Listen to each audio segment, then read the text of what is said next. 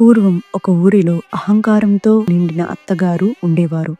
ఆమెకు 5గురు కోడళ్ళు. ఆ అత్తగారికి తాను చేసే పూజలే గొప్పవని, తనలా నియమనిష్టలు పాటించేవారు మరొకరు లేరని అహంకారం ఉండేది. కార్తీక మాసం రాగానే అత్తగారు ప్రతిరోజు నలుగురు కోడళ్లను వెంటబెట్టుకుని నదికి వెళ్లి ఆడంబరంగా దీపాలు పెట్టేది. చిన్న కోడలు పోలి చాలా మంచిది, అణిగిమణిగి ఉండేది. కానీ అత్తగారు అసూయతో ఆమె దీపారాధన చేయకుండా ఇంట్లో పూజా సామాగ్రి ఏమీ లేకుండా చేసేది. అయినా పోలి బాధపడలేదు.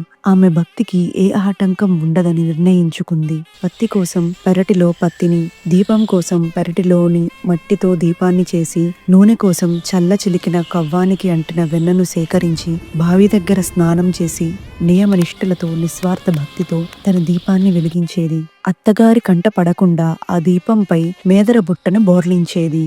కార్తీక అమావాస్య రోజు వచ్చింది.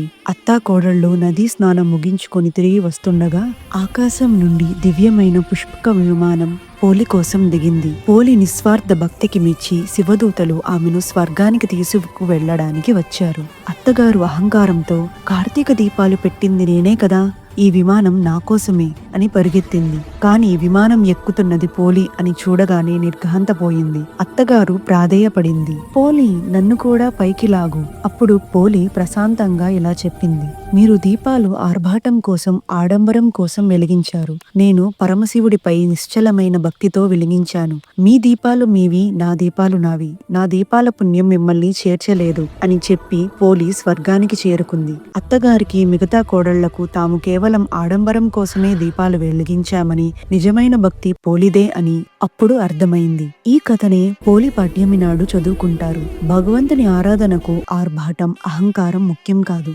నిష్కలమైన, నిస్వార్థమైన భక్తి మాత్రమే ముఖ్యం. ఈ వీడియో మీకు నచ్చినట్లయితే please subscribe to my channel divine spell.